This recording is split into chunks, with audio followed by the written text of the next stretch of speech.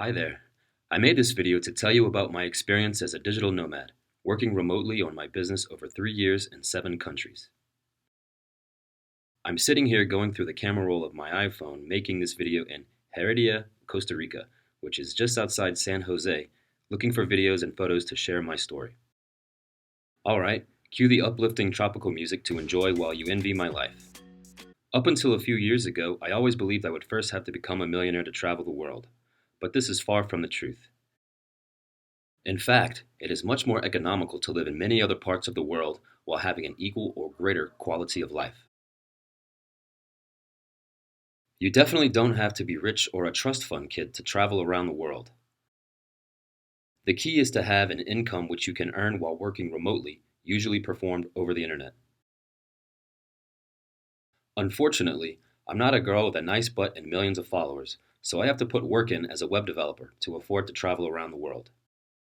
So far, my biggest regret in life is not starting my quest as a digital nomad sooner. For 12 years and most of my adult life, I lived just outside New Orleans, Louisiana, in a crummy apartment, battling alcohol and gambling addictions, often spending over $1,000 a month just on going out drinking.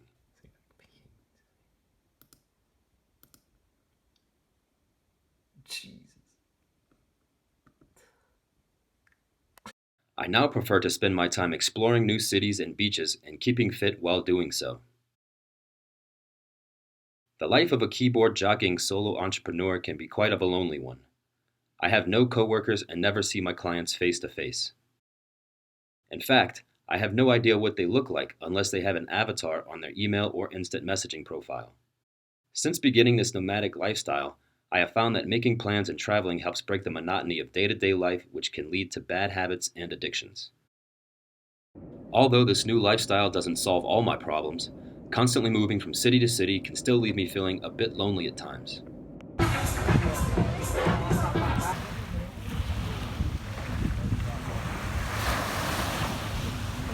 Let's take it back a little further. I grew up the middle child, raised by a single mother in lower middle class living in the southeast Louisiana area after my parents split since I was 4 years old. I'm a high school dropout, self taught web developer who made his first website in 1997 at age 15 selling my baseball cards through the mail. This was before PayPal, so I would check my mailbox every day after school looking for checks and money orders and mail off the cards after people bought them. After being expelled from school of my sophomore year of high school, I began spending all my time learning about making websites. I was actually thrilled when I was expelled since I greatly disliked school and only looked forward to playing sports each day in PE. My high school was in a pretty boring town where nothing really exciting happened. Although my high school did produce one of the greatest free safeties to ever play in the NFL. And there was that time we made world news when the two teachers were accused of having a threesome with a 16-year-old male student. I mean, what can you say? Damn those sexy Destrehan High students. Oh, she's single now. She seems fun. I never did any homework. The only classes I received A's in high school were in keyboarding class and PE.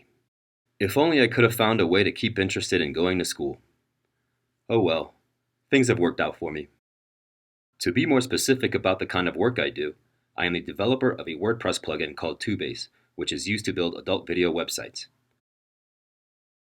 I also build adult video websites to sell with the Tubase WordPress plugin that I developed.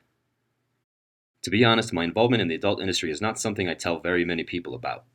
When people ask what I do for a living, I say I'm a web developer, give the old white people smile, and quickly change the subject. Anyway, I received my passport in March of 2016, which is quite possibly the best money I've ever spent. 5 weeks later, I relinquished my apartment after living there for 12 long years. Before I left home to travel full time, I only had taken 2 flights in my life. Now I have taken around 20 flights in the last 3 years. So I left home and began working remotely with a nice British young lady whom I met on my first trip to New York City. We ended up traveling together for over a year. She's back in England now working on her career as a singer and music teacher. In the 3 years since beginning my journeys, spoken with poorly pronounced accents, I have stayed in New York City, Cancun, Mexico, Playa del Carmen, Mexico, Cozumel, Mexico, Merida, Mexico, Ciudad de Mexico, Mexico, Puerto Vallarta, Mexico, Bogotá, Colombia. Medellín, Colombia. London, England. Paris, France. Quito, Ecuador. Heredia, Costa Rica. I have never worked in a co-working space, and given the type of work I do, it's probably not right for me. So I can't give much advice on these places. I have always worked from the comforts of home. When I first started traveling, I would only bring my MacBook to work on. But after a few weeks of lowered productivity and general lack of desire to work solely on a small laptop, I would attach a television screen. Unfortunately, the resolution isn't nearly what I was accustomed to, so I retrieved my dual 27-inch Dell monitors from storage on a trip back to New Orleans. Now I was back to work comfortably in full force. Unfortunately, 1 year into traveling with the monitors, the TSA inspected my checked luggage and didn't repack my monitor as I had, which resulted in this cracked screen. Needless to say, I was a bit distraught over a broken $500 monitor. The TSA agent repacked my bag with this microphone under the screen. I now pack my monitors with these cute notes attached and by wrapping a dense foam workout mat around the screens. Fortunately, since acquiring a new, smaller monitor and packing them more carefully, I have taken another dozen or so flights without another incident. Since starting traveling, I felt like I was starting to enjoy my life for the first time in a very long time. Back home, I was just another guy getting by who grew up locally. People are much more interested in who I am and what I do while traveling. Living in many places where the cost of living is much lower than back home, I can outsource services more often for cooking, cleaning, laundry, and massages. I can eat out at restaurants more often and get haircuts more frequently with less guilt. In fact, my favorite haircuts I've gotten were in Latino barbershops for under $10, sometimes even as little as $5. Public transportation is available just about everywhere I've been and is the cheapest route. Although be careful, if you're not familiar with the routes, you could end up somewhere you weren't expecting. Most places I've been, even in Latin America, have Uber, where the services cost about 1/3 of the price in the US, and they often arrive in less than 2 minutes. Of course, taxis are always available, but at a slightly higher price which you can't always be sure about, unlike Uber. Bike sharing services are also usually available in most large cities like Mobike in Mexico City, London, and Paris. Living cheaply in certain parts of the world for some time can enable you to live in higher cost places of the world other times. Here are some of the fun things I've been fortunate to experience. Flew in a helicopter for the first time on a tour along Manhattan of New York City. Did all the typical tourist things in New York City and some not so typical things like stumbled upon my first abortion rally. Of course, I still had some work to do. Then I walked 126 miles in a week around New York City. Rode the subway without being assaulted, mugged, or contracting a virus. Ate a bunch of bagels. Saw the Nutcracker. Saw a Broadway show. Saw priceless works of art. Had a relaxing, quiet afternoon at the Bronx Zoo surrounded by lovely children.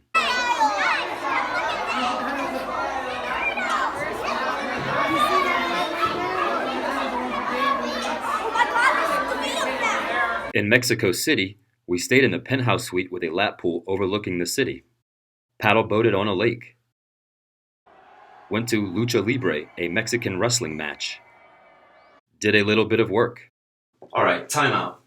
I've been editing this video for like 20 hours now. Y'all had better be enjoying this. I could be at the beach right now, finding myself, listening to reggae. Climbed pyramids. In warm and sunny Cancun, we cruised on a party catamaran boat on Christmas Day. On other days, we island hopped, saw dolphins swimming in the wild. I obtained some smart drugs over the counter from a Mexican pharmacy and did some more work. Saw one of the 7 new wonders of the world. Hit the one-outer on the river for quad tens playing poker. Played basketball in exotic tropical locations. Much to my delight, there is an abundance of public basketball courts throughout Mexico. Went fishing on a boat in crystal clear water. Did some more work. Rented and crashed a scooter. To my defense, it was raining and there were coconuts in the middle of the street. Swam with whale sharks. Swam in cenotes, which are sinkholes with groundwater underneath. Went parasailing, but couldn't bring my phone up there. Took this sassy picture. Had sweet pillow talk with a mannequin outside a sex shop. Had this meal by the beach and subsequently got food poisoning and thought I was dying. We headed to Colombia and climbed the mountains the easy way. Got the munchies. Found my favorite new restaurant, Crepes and Waffles. Walked around Botero Plaza. Climbed mountains in Colombia the hard way. And did some more work. Then we headed to London. And had some fish and chips. And walked over the Tower of London. And rode on the tube. I saw more exotic cars my first week in London than my entire life in Louisiana. Of course, I did some more work and got some financial advice. Saw my favorite comedian Bill Burr and a symphony perform at Royal Albert Hall.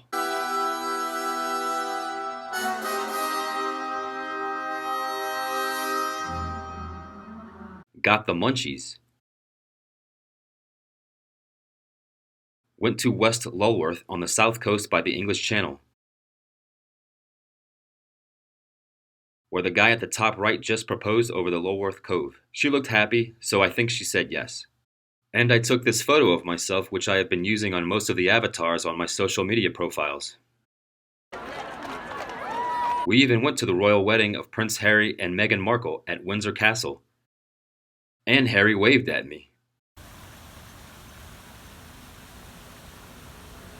Now, what good is a trip to Europe without visiting Paris, where we went to the Louvre Museum? I can't say enough about this place. It is incredible. Opulent would be an understatement. It covers a total area of 60,000 square meters, 652,000 square feet. Leonardo da Vinci's Mona Lisa is the Louvre's most popular attraction. If you have the means, I highly recommend making a visit. These two certainly agree. Coincidentally, I was also in France eating these exact eclairs at the time I learned about Anthony Bourdain's passing. Watching his shows made me want to travel the world, even to some of the not-so-typical, fancy locations, and I'm extremely grateful for the work he did. Speaking of tragedy, we went to Notre Dame Cathedral and lit a candle, and walked along the Seine River. Later in the evening, we saw this cool boat on the Seine. Oh, and this thing, called the Eiffel Tower, had more crepes. Saw this ridiculously talented street performer with many onlookers in amazement.